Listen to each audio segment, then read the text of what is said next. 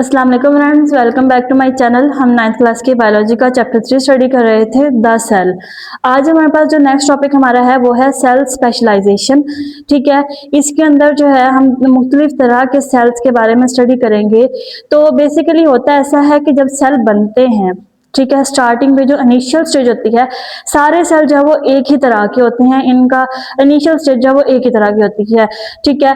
लेकिन बनने के बाद उनके अंदर कुछ ऐसी चेंजेस आती हैं, ठीक है, कुछ वो डिफरेंशिएशन होती है, स्पेशलाइजेशन होती है, जिसकी वजह से वो क्या होते हैं, डिफरेंट हो जाते हैं। इसी डिफरेंस के आने को, ठीक है, वो यानी कि वो एक प्रॉपर सेल जो है वो सारे एक तरह के थे। फॉर एग्जांपल हम कहते हैं कि यहाँ पे जो है वो काफी सारे जो है वो सेल बने, ठीक है, वो सारे क्या हैं, एक तरह के हैं। लेकिन बाद में क्या हुआ, इनके अंदर चेंजेस आए, ये मेच्योर हुए और इनसे जो है वो आगे डिफरेंट टाइप्स के वो सेल आ गए। इसको बोला जाता है सेल स्पेशलाइजेशन। ठीक है, कुछ जो है वो बोन सेल बन जाएंगे, कुछ जाके वो स्किन सेल बन जाएंगे, ठीक है, कुछ जो है वो प्लांट सेल बन जाएंगे। प्लांट सेल के अंदर भी आगे कुछ एपिडर्मल सेल बन जाएंगे, कुछ मेसोफिल सेल बन जाएंगे, यानी कि इनके अंदर डिफरेंसेस आते हैं। इसको बोला जाता है सेल स्पेशलाइजेशन। अब हम देखते हैं कि कौन कौन से डिफरेंट टाइप्स के सेल पाए जाते हैं। पहले तो हमने देखा था कि एनिमल सेल डिफरेंट है प्लांट सेल से।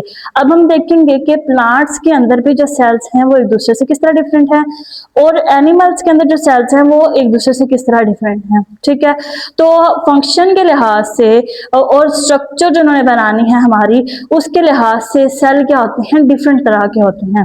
तो सबसे पहले अगर हम स्टडी करें प्लांट्स के अंदर, इन प्लांट्स, ठीक है, प्लांट्स के अंदर हम जो है वो दो तरह के सेल स्टडी करेंगे। तो सबसे पहले हमारे पास आ जाते हैं मीजोफिल सेल्स।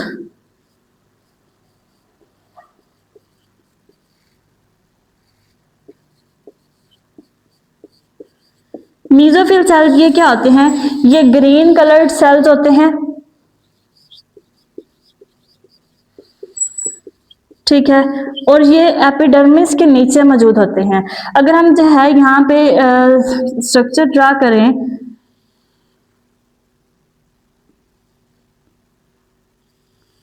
ये होती है इनकी एक एपिडर्मिस, ठीक है, और इनके नीचे जो है ये एक प्रोटेक्टिव लेयर की तरह यहाँ पे मौजूद होते हैं। इसके बारे में हम स्टडी करेंगे, ठीक है। इसके नीचे मौजूद होते हैं ग्रीन कलर के एलोंगेटेड फॉर्म के अंदर सेल्स मौजूद होते हैं। इनको बोला जाता है कि ये क्या है, मीजोफिल सेल्स है। अब ये क्या है, ये एलोंगेटेड फॉर्म में अरेंज होते हैं, और ये इस तरह अरेंज इसलिए होते हैं ताकि सरफेस एरिया ज्यादा हो जाए। जब सरफेस एरिया ज्यादा होगा तो इनके अंदर मौजूद होता है क्लोरोप्लास्ट। क्लोरोप्लास्ट के अंदर हमने देखा था क्या मौजूद होती है, क्लोरोफिल।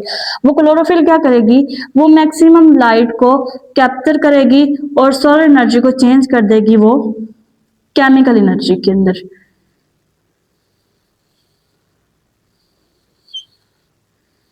इस फॉर्म में ये क्या होते हैं, अरेंज होते हैं। इसके अलावा यहाँ पे भी ये मौजूद होते हैं, ठीक है, ग्रीन कलर्ड होते हैं।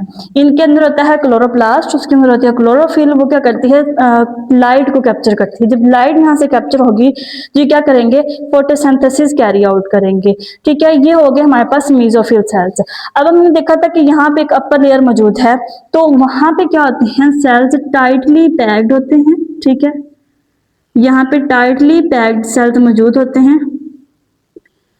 इनको बोला जाता है एपिडर्मल सेल। नंबर 2 पे आते हैं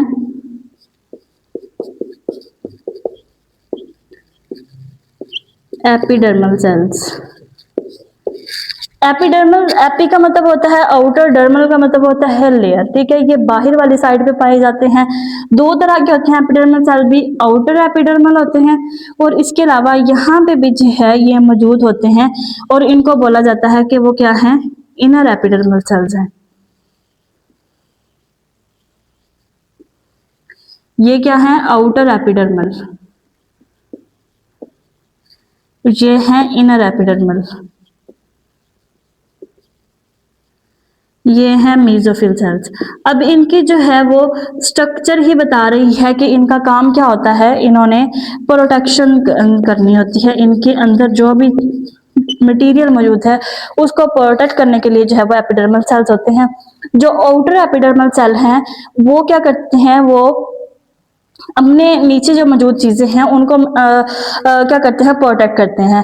अब हम कहते हैं कि ये फॉर एग्जांपल अगर ये मौजूद हैं रूट्स के अंदर, ये एक क्या है, प्लांट की एक रूट है, ठीक है। अब अगर हम इतने इसके पोर्शन को देखें तो इसके अंदर क्या होते हैं, सेल्स इस फॉर्म में अरेंज होते हैं और यहां पे मौजूद होती है एपिडर्मल, एपिडर्मल लेयर मौजूद होती है। इस एपिडर्मल लेयर के अंदर ऐसे सेल्स होते हैं जो कि क्या करते हैं, जो कि यहाँ से रूट हेयर बनाते हैं। अब वो रूट हेयर बनेगी, उस रूट हेयर का क्या काम होगा कि सरफेस एरिया ज्यादा हो गया, पहले सरफेस एरिया इतना सा था, अब यहाँ से सरफेस एरिया यहाँ तक चला गया, ठीक है। सॉइल के अंदर उसका सरफेस एरिया ज्यादा हुआ, उससे क्या करेगा, वो और ज्यादा वाटर और न्यूट्रिएंट्स को एब्जॉर्ब करेगा। इसके अलावा हम कहते हैं कि ये थी आउटर एपिडर्मल। इनर एपिडर्मल जो है उसकी बात करें तो लीव्स के अंदर इनर एपिडर्मल होती है, उसके ऊपर होते हैं स्टोमेटा मौजूद होते हैं और ये रेगुलेट करती है उन स्टोमेटा की ओपनिंग और क्लोजिंग को। ओपनिंग और क्लोजिंग से क्या होती है, गैसेस का ट्रांसपोर्ट होता है। इसके अलावा जो है प्लांट्स के अंदर ट्रांसपाइरेशन होती है, उसके अंदर ये इन्वॉल्व होते हैं। तो ये थे प्लांट्स के अंदर मौजूद सेल के। हमारे पास है मेसोफिल सेल जिनके अंदर क्लोरोप्लास्ट मौजूद है फोटोसिंथेसिस के लिए, एपिडर्मल सेल, ठीक है, बाहर मौजूद है प्रोटेक्शन के लिए, अंदर मौजूद है तो वो भी प्रोटेक्शन के लिए, और मुख्तलिफ ये जो है अपने रोल प्ले कर रहे हैं। इसके बाद आते हैं हमारे पास एनिमल सेल्स। प्लांट्स के बाद अगर हम एनिमल्स की बात करें तो उनके अंदर भी सेम उसी तरह का मैकेनिज्म है कि इनिशियल स्टेज पे एक सेल होता है और एक ही तरह के सेल्स बन रहे होते हैं। उनके अंदर आगे फर्दर क्या होती है, चेंजेस आते हैं, उनके अंदर स्पेशलाइजेशन होती है, डिफ्रेंशिएशन होती है और वो जो है वो स्पेसिफिक सेल के अंदर चेंज हो जाते हैं। स्ट्रक्चर चेंज होगी, उसी लिहाज से फंक्शन डिफरेंट परफॉर्म करेंगे और वो डिफरेंट हमारी बॉडी का ऑर्गन या जो भी पार्ट है वो जाके बनाएंगे और इसी लिहाज से अपनी जो उनकी स्पेसिफिक एक्टिविटी है उसको परफॉर्म करेंगे। अब हम देख लेते हैं कि एनिमल के अंदर कौन कौन से डिफरेंट टाइप्स के सेल बनते हैं एक सेल से। इनके अंदर सबसे पहले आते हैं हमारे पास मसल सेल्स।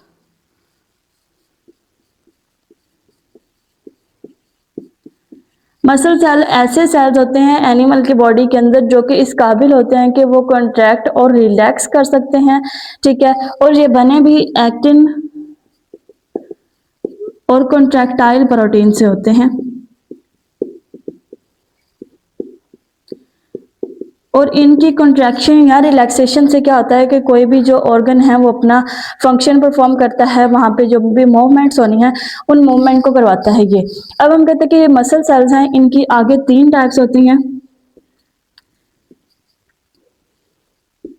सबसे पहले हमारे पास आते हैं स्केलेटल मसल्स, फिर आते हैं कार्डियक मसल्स, उसके बाद आते हैं स्मूथ मसल्स। स्केलेटल जो है वो जैसे कि हमें नेम से पता चल रहा है, ये ऐसे मसल्स होते हैं जो कि हमारे स्केलेटन के साथ जुड़े हुए होते हैं, ठीक है, यानी ढांचे के साथ जो हमारे जुड़े होते हैं हड्डियों के साथ, उनको बोलता है स्केलेटल मसल्स। और इनकी कॉन्ट्रैक्शन या रिलैक्सेशन से क्या होता है कि वो कोई भी जो लिम जिसके साथ ये अटैच है वो मूव करता है। फॉर एग्जाम्पल अगर आर्म्स के मसल बाइसेप ट्राइसेप हैं तो जब ये कॉन्ट्रैक्ट होंगे तो आर्म क्या होगी, ऊपर की तरफ बेंड हो जाएगी, जब रिलैक्स होंगे तो आर्म क्या होगी, नीचे की तरफ चले जाएगी। यानी कि इनकी कॉन्ट्रैक्शन और रिलैक्सेशन से एक बॉडी क्या करती है, मूव करती है। अब हम देख लें कि ये क्या होते हैं, ये स्ट्रेटेड मसल्स होते हैं और इनका एक्शन वॉलंटरी होता है, यानी कि हम इनको अपनी मर्जी से मूव करवा सकते हैं। इसके अगर हम स्ट्रक्चर थोड़ी सी देख लें,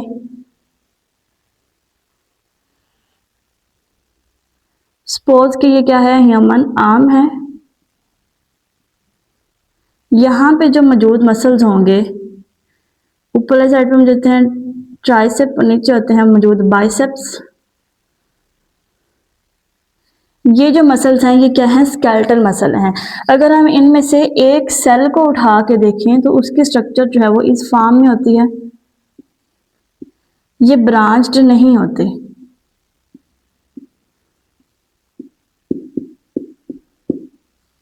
ठीक है। और ये वॉलंटरी इनएक्शन में है कि हम अपनी मर्जी से इनको मूव करवा सकते हैं, अपनी मर्जी से इनको रेस्ट की हालत में रख सकते हैं। तो हमारा दिल चाहे तो ये मसल मूव कर लें, ना चाहे तो हम जाइए ऐसे पड़े रहते हैं। इसके बाद है हमारे पास कार्डियक मसल। कार्डियक जो टर्म है इसका ये जो है वो हार्ट से रिलेट करती है, ठीक है। तो ऐसे मसल जो कि हार्ट वाल्व को बना रहे हैं उनको बोला जाता है कार्डियक मसल्स। और ये भी क्या होते हैं, स्ट्रेटिएट होते हैं, और इनका एक्शन क्या होता है, इनवॉलंटरी होता है, यानी हम इनको अपनी मर्जी से इनके मूवमेंट को रोक नहीं सकते, बढ़ा नहीं सकते, कम नहीं कर सकते। बढ़ा या कम कर सकते हैं, फॉर एग्जांपल एक्सरसाइज जब हम करते हैं तो इनकी थोड़ी सी मूवमेंट ज़्यादा हो जाती है, जब हम रेस्ट की कंडीशन में कम हो जाती है। लेकिन ये जो है वो फिर भी इनके अंदर कंट्रैक्शन रिलैक्सेशन हो रही होती है, हम इनको रोक नहीं सकते, ठीक है। अगर इसके स्ट्रक्चर हम देख लें थोड़ी सी,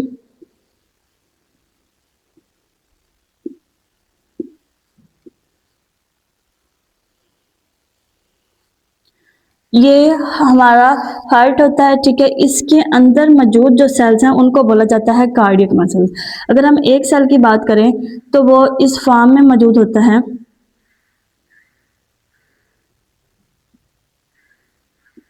ठीक है। ये क्या होते हैं, ये ब्रांच्ड होते हैं और इनवॉलंटरी इनएक्शन होते हैं। ये सेल्स क्या होते हैं, ब्रांच होते हैं, यानी आगे जाके इनकी फर्दर ब्रांचेस बन रही होती हैं इन सेल्स की। और इनके मूवमेंट से क्या होता है, हमारी बॉडी के अंदर ब्लड की पंपिंग होती है। पूरी बॉडी से ब्लड इकट्ठा होकर हार्ट के अंदर आता है। जब ये हार्ट का आता है रिलैक्स स्टेट में होता है, रिलैक्स स्टेट में होगा तो ओपन फॉर्म में मौजूद होगा, ब्लड इसके अंदर आएगा, फिर ये क्या करेगा, कॉन्ट्रैक्ट करेगा। जब कॉन्ट्रैक्ट करेगा तो ब्लड क्या होगा, पूरी बॉडी में भेज दिया जाएगा। इनके कॉन्ट्रैक्शन और रिलैक्सेशन से क्या होता है कि ब्लड की ट्रांसपोर्टेशन होती है अक्रॉस द बॉडी। उसके बाद है हमारे पास लास्ट पे स्मूथ मसल्स आ जाते हैं। स्मूथ मसल जो है ये क्या होते हैं, नॉन स्ट्रेटेड होते हैं।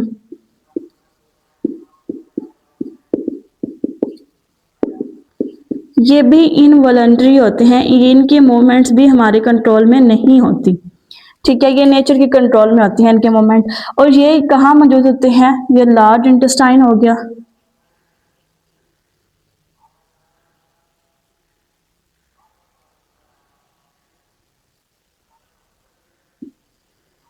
इनके अंदर ये मौजूद होते हैं। अगर इनके स्ट्रक्चर हम देख लें खोल के तो ये इस फॉर्म में मौजूद होते हैं सेल के अंदर।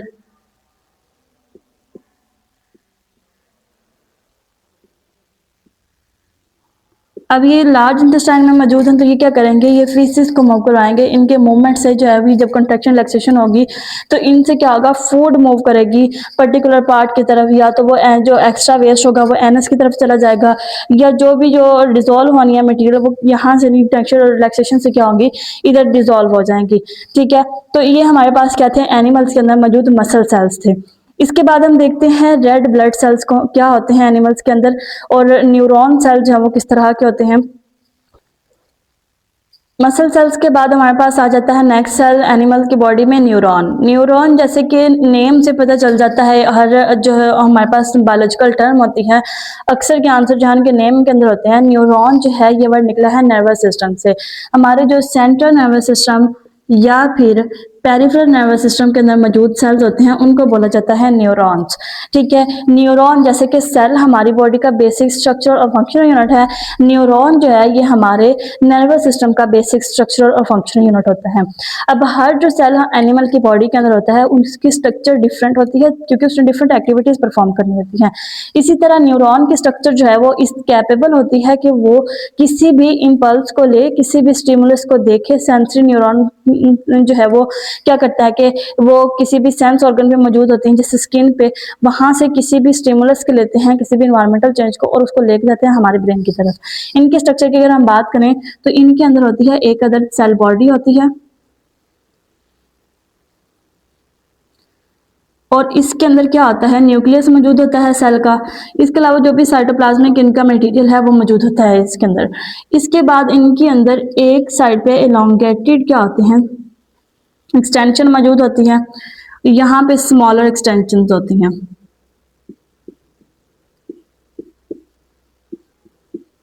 इनको बोला जाता है डेंड्राइट्स, और इनको बोला जाता है कि क्या है हमारे पास एक्सॉन्स हैं।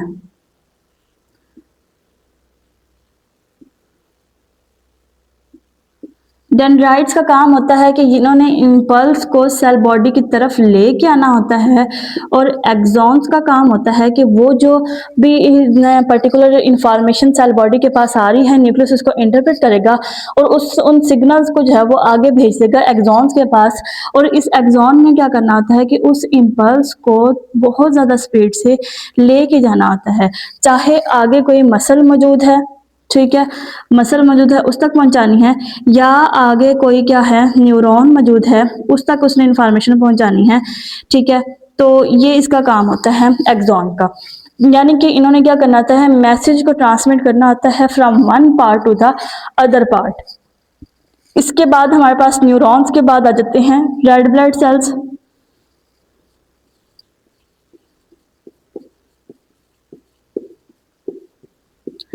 रेड ब्लड सेल को जो है वो एरिथ्रोसाइट्स भी बोला जाता है।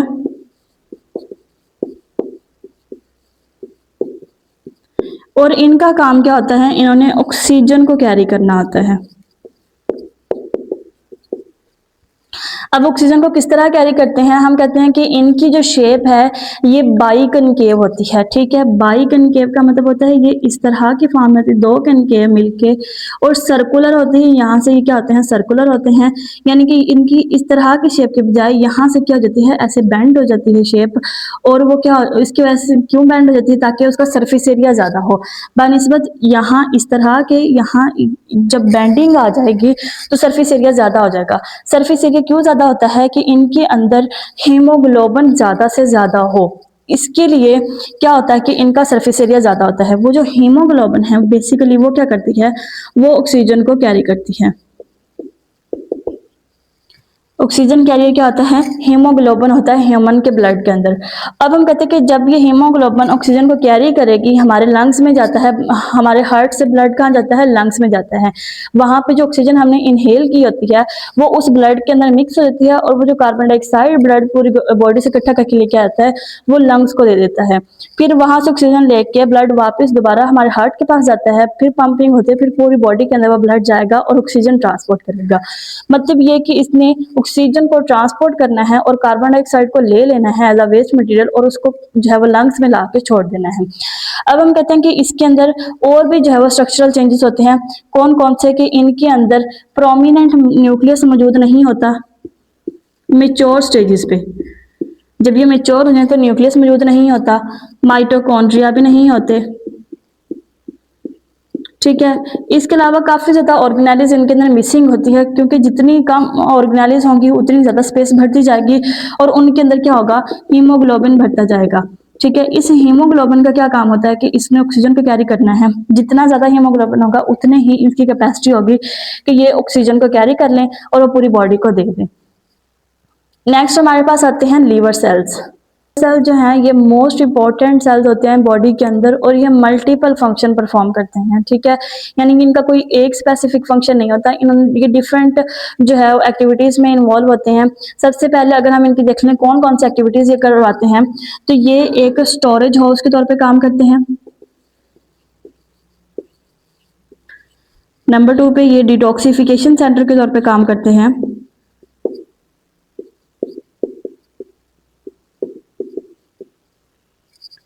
ठीक है, नंबर 3 पे ये रिसाइकलिंग भी करते हैं।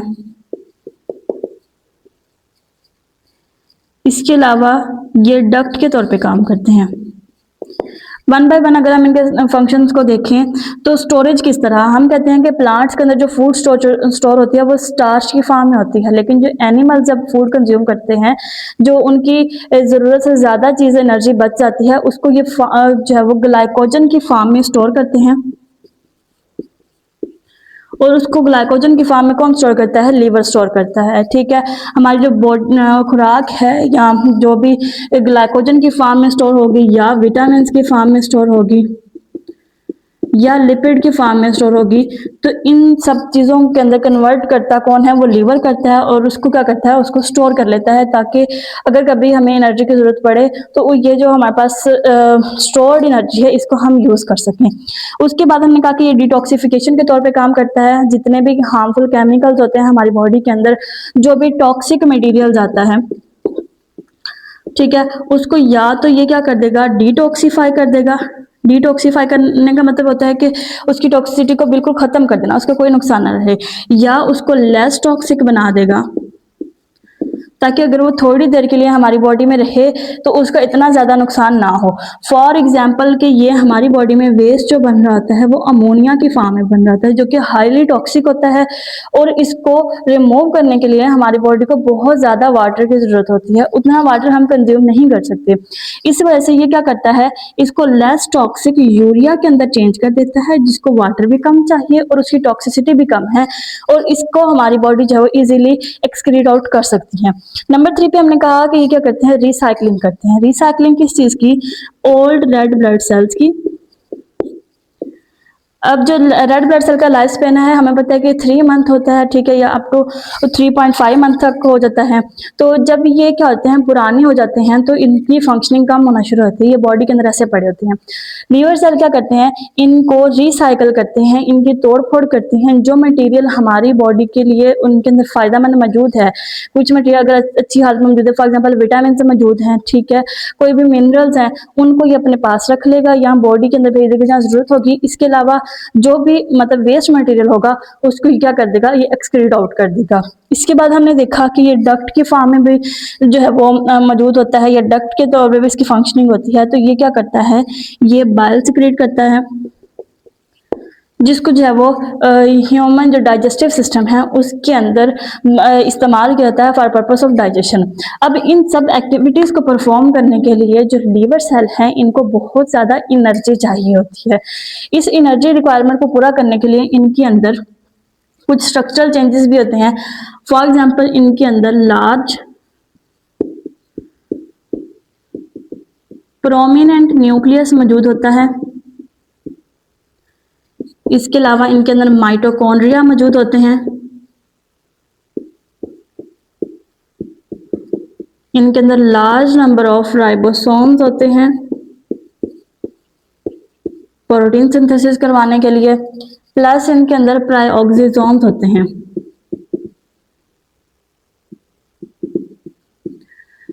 हमने जो है वो प्रीवियस लेक्चर में उसमें स्टडी किया था कि जो गोल्जी अपरेटस होते हैं उनसे आगे फर्दर क्या बन रही हैं, वैक्यूल्स बन रही होती हैं, ठीक है। ये सपोज कर लेते हैं कि हमारे पास क्या है, गोल्जी बॉडीज मौजूद हैं यहाँ पे, इनसे आगे जो है फर्दर वैक्यूल्स बन रही होती हैं।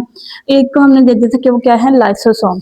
एक और तरह के ऑर्गेनेल्स बनती है, उनको बोला जाता है प्राइऑक्सिसोम, ठीक है।